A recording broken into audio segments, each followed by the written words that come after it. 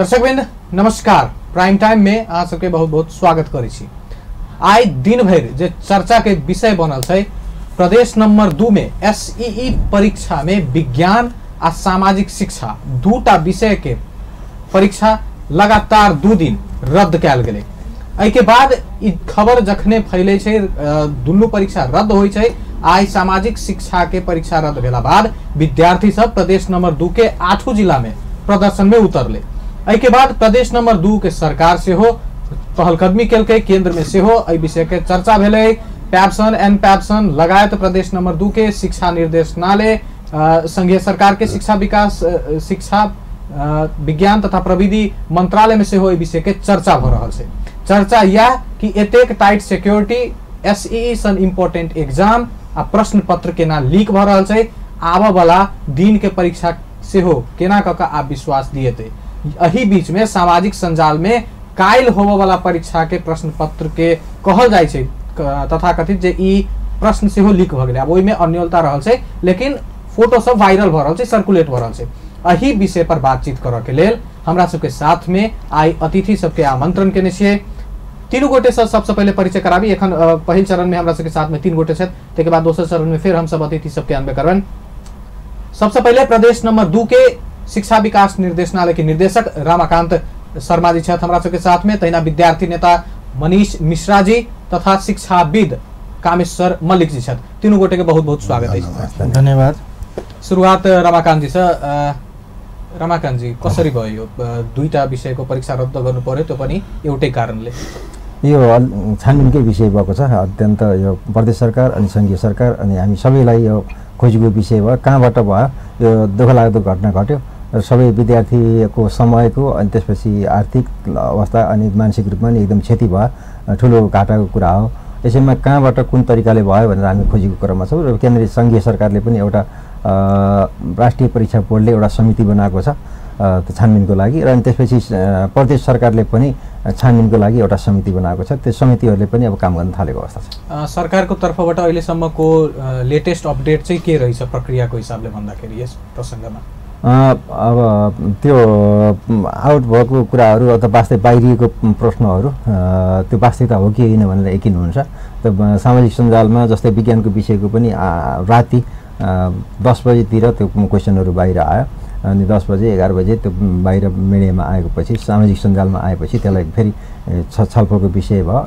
राष्ट्रिय परीक्षा बोर्डमा त्यसलाई यकिनको गर्नको लागि समितिको बैठक बस्यो र बैठक बसिसकेपछि विद्यार्थीले परीक्षा दिएपछि त्यसलाई स्थगित गर्नाले त्यसलाई रद्द गरियो र आज विज्ञानको विषयको अलि पहिला आएको थियो र बिहान हतारमा बैठक बसेर यो परीक्षा लिनुभन्दा यस्तो बाहिरिएको हुनाले गोपनीयता भङ्ग भएको हुनाले परीक्षाको नम्सभन्दा बाहिर भएको हुनाले यो आजको स्थगित गर्ने भन्ने निर्णय भएर आजको स्थगित भएको सामाजिक विषयको आज स्थगित भयो। सामाजिक सञ्जालमा भोलि हुने परीक्षाको जुन भनिएर क्वेसनहरू आएको छ नि, त्यो एउटा फोटो भाइरल भइरहेछ सामाजिक सञ्जालमा, त्यसको जानकारी यहाँ समक्ष पुगेको छ?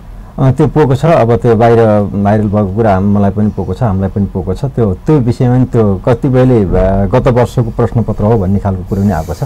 त्यो वास्तविक यही वर्षको प्रश्नपत्र अथवा भोलि हुने परीक्षाको प्रश्नपत्र यकिन भयो भने छानबिन गर्ने क्रममा अथवा त्यो प्रश्न हेर्ने क्रममा त्यो भयो भने परीक्षा स्थगित हुन्छ। नभए यदि होइन रहेछ गत वर्षको रहेछ भनेदेखि निरन्तर चल्न सक्छ। अब कहीँ त्यो म्याच हुन गयो, मिल्न गयो भने फेरि त्यो दुर्भाग्यपूर्ण अवस्था हुँदैन? 3 दिन लगातार दुःखद घटना घट्यो। यसले अब हामीलाई फेरि सजग बनायो सबैलाई, यो परीक्षामा काम गर्नेहरूदेखि लिएर सबै निकायहरूलाई यसले सजगता अपनाउनु पर्ने बाध्यता भयो अथवा आफूलाई यसले पाठ सिक्नुपर्ने बाध्यता भयो। ठीक। कामेश्वर जी, अहाँ बहुत लंबा एक्सपीरियंस के साथ शिक्षा क्षेत्र में छियै, एहन घटना सब अहाँ अपन कैरियर में कतेक देखने छियै? हम जहाँ तक प्रश्न है, हम 25 वर्ष सुपरिटेंडेंट भेल छी। 2034 साल से लेकर 2062 साल तक में 2टा परीक्षा हुए, एग्जामटेड के अलगे हुए, रेगुलर के अलगे हुए। 25 वर्ष के दौरान एक विषय के उस समय एक ज्योग्राफी के आउट भेल मिले, लेकिन पहले जानकारी भ गए, एग्जाम शुरू हो से बहुत पहले जानकारी भ गए, तो ओते से अहाँ के ओकरा माने कह दिल के ओकरा जे आप दूसर दिन है तो परीक्षा और बीच में कहियो न भेल। तकर कारण हम अहाँ के बतबै छी। एहिमे जना हमरा जना अपन बुझाइया जे राज्य सरकार के कोनो संलग्नते नहीं है। राज्य सरकार के नाम से सोझे ही केंद्र सरकार एकर बहबै छै हवा से हटा। राज्य सरकार के कोन अधिकार छै हमरा कनी कहू। क्वेश्चन निर्माण केंद्र सरकार करौते, ओकरा आर्मी के बीच में की कहे छै ओकरा प्रिंट करबोते, जहां कतौ जे कोनो प्रेस में प्रिंट करबे के छै तै में ओकर काउंटिंग होय छै। कोनो एकटा सर्टेन काउंटिंग में क्वेश्चन नहीं होय छै, ओकर पैक होय छै कोनो 50 के, कोनो 25 के, कोनो 10 के, कोनो 5 के, कोनो 100 के, बुझले एहन पैक बने छै। आ विद्यार्थी के स्ट्रेंथ के आधार पर अब जेना 100 विद्यार्थी रहते एकटा 100 के दऽ देते, एकटा 50 के दऽ देते, बुझले ओहो क्वेश्चन जे छै से अहाँ के सुरक्षा निकाय में अबै छै। अहाँ के सुपरिटेंडेंट के 1 घंटा पहले भेटे छै ओहो की तो पुलिस के रोहबर में पुलिस वह क्वेश्चन लऽ कऽ अबै छै केंद्र में, बुझले आ केंद्र में काउंट कऽ के जते अतिरिक्त क्वेश्चन छै फेर ओकरा बंद कऽ के राखि देल जाइ छै, बुझले। तो क्वेश्चन निर्माण केंद्र सरकार के कॉपी देखते केंद्र सरकार, परीक्षा के रिजल्ट नहीं करते केंद्र सरकार। मतलब हास्यास्पद बुझाइया ई राज्य सरकार के की ड्यूटी छै, के हल्ला करे छै जे राज्य सरकार के जिम्मा में की कहे छै दऽ देलियै एग्जाम। ये हास्यास्पद बात है। राज्य सरकार के कोनो संलग्नता है, समय समन्वय के काम राज्य सरकार केलकै या हमरा बुझे कतौ त्रुटि नहीं है राज्य सरकार के। हाँ व्यक्तिगत रूप से मंत्री जी के हम जनै छियनि, वो हेडमास्टर बैकग्राउंड से आयल छथि, बुझे ताहि दुआरे हम जनै छियनि कोनो संलग्नता नहीं है। रहल बात कोनो गवर्नमेंट के मनसा नहीं है जे आउट भऽ जाए क्वेश्चन, कोनो गवर्नमेंट के मनसा नहीं है। लेकिन इन्वेस्टिगेशन के बात है जे कतौ से आउट भेलै ओ तब इन्वेस्टिगेशन केला के बादे मात्र जानकारी हेतै। विद्यार्थी के प्रतिनिधि कर रहल छथि हमरा सबके साथ में मनीष मिश्र जी छथि। मनीष जी, एगो विद्यार्थी के नाते जखन विद्यार्थी के मालूम चलै छै जे साल भर के मेहनत के बाद हम जोन एग्जाम देबऽ जा रहल छी, चाहे एग्जाम जोन दऽ कऽ एनो है ओ एग्जाम खारिज भऽ गेलै, ओहो एगो एहन कारण से जे प्रश्न पत्र आउट भऽ गेलै, तो की चलै छै दिमाग में? देखियो अहाँ कहलहुँ वहाँ साल भर, हम बुझे छियै साल भर नहीं 10 साल के महीना छै। आ 10 साल सिर्फ विद्यार्थी के नहीं, विद्यार्थी के गार्जियन, विद्यार्थी के रिलेटिव्स या विद्यार्थी के साथ जुड़ल हर व्यक्ति के महीना चाहिए। ए दुआरे कि पहले कहे छलै एसएलसी के समय में एक आयरन गेट, लेकिन अखन कनी इजी कल गेल छै ग्रेडिंग सिस्टम के बाद कनी इजी छै कि माध्यमिक तरह के आयरन गेट नहीं बनायल जाए। ए दुआरे कि विद्यार्थी के मनोवृत्ति जे छै कनी कनी ओकरा हार्ड फील कैलक, एग्जाम देम कनी उकस बुकस फील कैलक, तो द्वारा कनी इजी कर दिया जाए। और इजी करे के वास्ते एकरा बहुत बड़का प्रेशराइज नहीं करके एकरा एसई के रूप में दिया जाए और एकरा नॉर्मल एग्जाम लेल जाए, कह के एकटा विद्यार्थी के मनोवृत्ति अच्छा करे के वास्ते ई एकटा प्लानिंग कल गेल छै और ओकरा द्वारा ओकरा हिसाब से एसई भेलै। तो हमर बुझाई की छै कि अहाँ के 10 वर्ष के मेहनत के बाद, सबके मेहनत के बाद एकटा विश्वास हो छै कि हमर बच्चा एसएलसी या मैट्रिक पास भ गेल। दोसर बात की छै अहाँ के कि जे तरह से अहाँ के मतलब विद्यार्थी एग्जाम हॉल में जाए छै और हॉल में गेला के बाद बारंबार क्रमिक रूप से फिरता आबै छै, एमे 2-3 टा बात छै। एकटा बात की छै कि विद्यार्थी के ई फील होइ छै, मतलब वास्तव में कहबै तो सुसाइड नहीं कर रहल छै, बहुत बड़का बात उहे छै। ए दुआरे कि उ विद्यार्थी जे बच्चा बहुत मेहनत से एकटा सपना देखे छै कि हमरा एसएलसी पास करे के छै और उ बच्चा एग्जाम में बारंबार जाए छै, ओकरा ई फील भ रहल छै कि हम कहीं कलंक तो नहीं छी, हमरे समय में एहने किए भ रहल छै कि हमरे भविष्य फ्यूचर बर्बाद तो नहीं भ रहल छै। लगत विभिन्न बात हमरा सबके पास में आ रहल छै। इतना तक कि हमरा सबके पास में कल रात में विद्यार्थी सब 12-1 बजे तक फोन केने छला और सबके सब रोक के कान के, खास करके लड़की सब के ए दुआरे कि ओकरा बुझाई छै कि अखन अगर हम नहीं पास होबै, विभिन्न कारण से नहीं पढ़ सकबै, गार्जियन हमरा पढ़ेबे नहीं करते। अपना सबके समाज में किछ यहाँ के कि एकटा गार्जियन बारंबार विद्यार्थी के पढ़ाई करे के आर्थिक व्यय झेले के अवस्था में नहीं रही छै। ते द्वारे विद्यार्थी सबके खास एक किस्म के गलत मनोवृत्ति और खास करके त्रास अखन के जे अवस्था सृजना भेल छै ओहि से भ रहल छै। दोसर बात की छै अहाँ के सबसे बड़का बुझे वाला बात की छै कि केंद्र सरकार बारंबार चाह रहल है, शुरू से चाह जहिया से अहाँ के राज्य में खास करके मधेशवादी पार्टी के सरकार गठन भेलै तहिया से केंद्र सरकार ई प्रतीक्षा में छै कि कोन एहन समय हेतै जे समय में हम प्रदेश में द्वंद्व सृजना करवा सकै छी। एक में देखियो वहाँ हम एक स्टेटस का लिखने छी, अखनो अहाँ के साथी सब ज्ञापन पत्र देने छलखिन। अहाँ के सबसे ज्यादा संख्या में एक बार सबसे ज्यादा संख्या में एक बार अहाँ के विद्यार्थी यही एग्जाम में शामिल हो। नेपाल भर के सिस्टम में एक एसएलसी एहन चीज है कि जहाँ इमोशनल तरीका से, जहाँ मतलब कोनो खास मेच्योर विद्यार्थी नहीं एक पढ़ाई के ध्येय और करियर के ध्येय लेके एक के बाद अधिकांश विद्यार्थी भविष्य के सपना लेके आके शामिल हो जाए और ओकरा साथ अहाँ कुठाराघात करे के मतलब की भेलै कि विद्यार्थी अहाँ के रोड में अतै, रोड में अला के बाद में गार्जियन आक्रोशित होते और गार्जियन आक्रोशित भेला के बाद अखन संहिता में प्रदेश सरकार से और कहते कि प्रदेश सरकार के निकम्मापन तरीका से भ रहल छै, उ देखाबे के सरकार चाह रहल छै, लेकिन उतने चालाकीपूर्ण तरीका से हम सब अहाँ के आगे ले और अहाँ के बता रहल छी कि जे सब एक प्रदेश केंद्र के बात पर एबे करब और हम मनीष जी एहि विषय पर हम एबे करब विद्यार्थी के मनसाय बुझे चाहनो के बाद प्रदेश केंद्र के जिम्मेवारी की केना रहल छै चाहे की परिस्थिति छै ते पर चर्चा करबे करब। रमाकांत जी से बुझे छी, रमाकांत जी प्रदेश सरकार को के जिम्मेवारी रही छ अहिले? हुन त भनिएको छ कि प्रदेश हिसाबले क्वेशनहरु आको छ, खासमा एसएलसी सञ्चालन गर्नलाई प्रदेश सरकारले के दायित्व पाएको छ? यो परिवर्तनकै क्रममा हो, परीक्षा सञ्चालनको पनि परिवर्तनको क्रममा छ। माध्यमिक शिक्षा परीक्षा भनिन्छ कक्षा 10 को, यसलाई यो शिक्षा ऐन नियमले पनि प्रदेशी स्तरको बनाउने भनेर निर्णय गरिसकेको थियो लागू गर्ने भनेर हैन। त्यसै क्रममा प्रदेशी स्तरको बनाउने क्रममा छ, सम्पूर्ण अधिकार प्रदेश तहमा आइसकेको अवस्था होइन। कतिपय विज्ञताको खाँचो हुनसक्छ, कतिपय संवेदनशील कुरा हुनसक्छ भनेर केही कुराहरू केन्द्रले सपोर्टको रूपमा केन्द्रले राखेको छ, केही कुराहरू प्रदेशले पनि गरेको छ। जस्तै अब यो प्रदेश फेरि अरूका संविधानले के व्यवस्था गरेको छ भनेदेखि माध्यमिक तहसम्मको परीक्षा के व्यवस्थापन स्थानीय तहलाई दिएको छ, तर अनि अनुसूचीमा फेरि साझा अनुसूचीमा साझा अधिकारको अनुसूचीमा पनि अधिकारको रूपमा पनि एउटा के राखेको छ भने शिक्षालाई राखेको छ।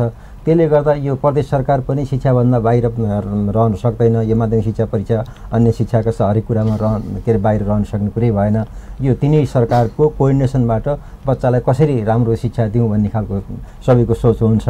यहाँका यो प्रदेशको मुख्यमन्त्री, सामाजिक विकास मन्त्री, अनि त्यसपछि तपाईँको यो आन्तरिक मामिला मन्त्री तथा कानुन मन्त्री सबै प्रदेश सरकारको आशय उद्देश्य पनि के थियो भने अब परीक्षामा विगतमा भएका कमी कमजोरी हटाउने, अब हाम्रो बच्चाहरूले स्वच्छ परीक्षा दिन्छन्, शान्तिपूर्ण तरिकाले परीक्षा दिन्छन् र उनीहरूले राम्रो गर्छन् भन्ने खालको उद्देश्य राखेर सबैले त्यो परीक्षालाई व्यवस्थित गर्ने, मर्यादित गर्ने कार्यमा लाग्नुभएको थियो।